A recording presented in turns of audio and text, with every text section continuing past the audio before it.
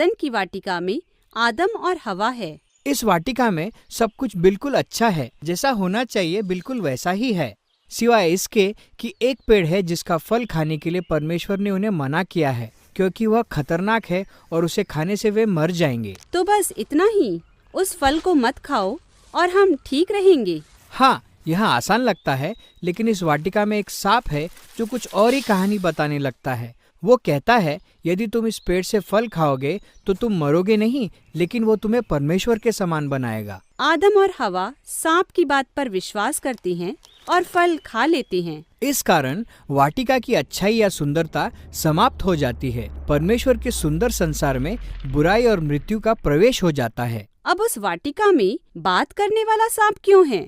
मेरा मतलब, यह तो समस्या वाली बात है। हाँ, यह बहुत अजीब बात है, और इससे भी अजीब बात यह है कि बाइबल इस बात को स्पष्ट नहीं करता कि यह प्राणी वहाँ क्यों और कैसे पहुँचा। बाइबल में केवल सिर्फ सर्प नामक इस प्राणी का उल्लेख है, जो परमेश्वर का विरोधी है। वो लोगों को परमेश्वर की अच्छाई पर संदेह करने और उनको मृत्यु के पथ पर ले जाना चाहता है। तो यह सर्प जो कुछ भी है, बुराई का वो स्रोत है जो हमारे संसार और हमारे जीवनों में आज तक घुसा हुआ है। लेकिन हमारे लिए कुछ आशा है, क्योंकि यहाँ इस कहानी में परमेश्वर आदम और हवा से एक बहुत ही दिलचस्प प्रतिज्ञा करती हैं कि भविष्य में कोई आने वाला है, अर्थात हवा का पुत्र। यह पुत्र उस सर्प के सर को कुचल देगा और जड़ से बुराई को खत्म कर देगा, परंतु इस युद्ध में सर्प इस पुत्र की एड़ी को डसेगा। तो क्या ये एक दूसरे का नाश करना है? हाँ, यह विचित्र लेकिन सुंदर प्रतिज्ञा है। यह प्रतिज्ञा तब तक लटकी रहती है जब तक हम कहानी के दूसरे महत्वपूर्ण क्षण तक नहीं पहुंचते,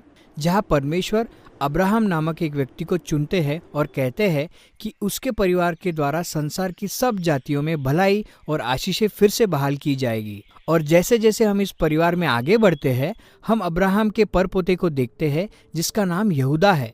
वह यह प्रतिज्ञा पाता है कि उसके वंश में एक राजा उत्पन्न होगा और संपूर्ण संसार इस राजा के पीछे हो लेगा, और वह शांति और मेल लाएगा, और भोजन, दाखरस, दूध और दाख की बारियों की बहुतायत होगी। सब कुछ बहुत अच्छा होगा। यहूदा की वंश से जिस पहले राजा को हम देखते हैं वो है दाऊद राजा। वो शूरवीर नायक है। शायद वो ही सांप को कुचलने वाला हो। लेकिन पता चलता है कि दाऊद भी अन्य मानव जाति के समान उसी बुराई से ग्रस्त था। वो सांप को नहीं कुचलता, लेकिन परमेश्वर दाऊद से प्रतिज्ञा करते हैं कि अंत में वह राजा उसी के वंश से आएगा। लेकिन जब आप इस कहानी को आगे पढ़ते हैं तो एक एक करके उसकी पुत्रों की हर पीढ़ी पूरी तरह से निराशाजनक और सांप के अधीन रहने वाले होते हैं। वे बुराई को चुनते हैं, वे धन और यौन और शक्ति के पीछे जाते हैं और अन्य देवी देवताओं का अनुसरण करते हैं। परिस्थिति इतनी बिगड़ जाती है कि वे इजराइल राष्ट्र को मिट्टी में मिला देती हैं और बेबीलोन जैसा बड़ा और दुष्ट राज्य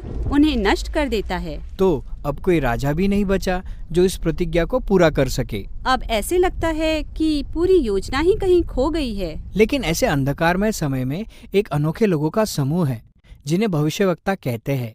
वे इस आने वाले राजा के बारे में लगातार बोलते रहे और उस प्रतिज्ञा की याद दिलाते रहे कि वह आएगा, वह बुराई को हरा देगा और वाटिका को फिर से स्थापित करेगा। एक भविष्यवक्ता यशाया हमें विशेष रूप से बताता है कि इस राजा को क्यों मारा गया।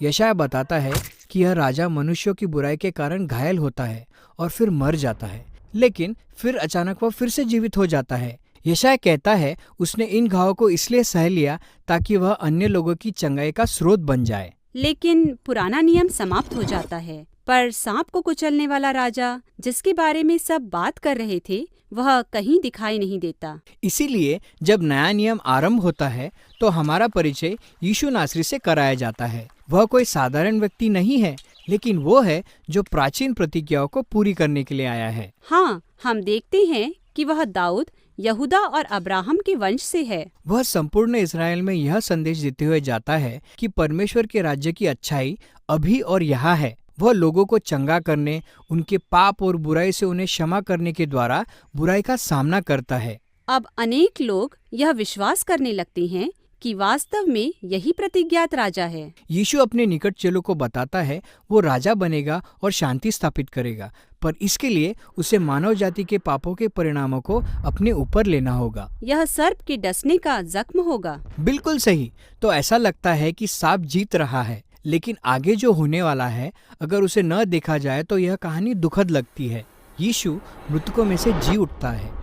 अब यीशु के पास बुराई और मृत्यु पर सामर्थ्य है। बाकी का नया नियम फिर यह दावा करता है कि यीशु की वह सामर्थ जिसने बुराई और मृत्यु पर जय पाई, अब हमारे लिए भी उपलब्ध हो गई है, ताकि हम अपने जीवन में बुराई और उसके परिणामों का सामना कर सके। लेकिन अभी भी मृत्यु और बुराई इस संसार में हमारी चारों ओर व्याप्त समस्या है। इसलिए बाइबल की कहानी भविष्य के उस दिन के वर्णन के साथ समाप्त होती है जब यीशु फिर से आएगा और अपना काम पूरा करेगा।